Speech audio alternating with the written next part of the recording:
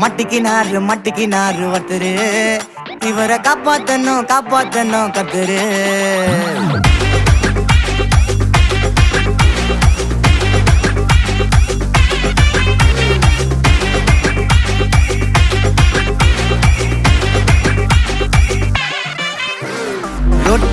ரொட்டு கடை குருமா, திரும்பி உனக்கு வந்து அச்சுது பாரு கருமா.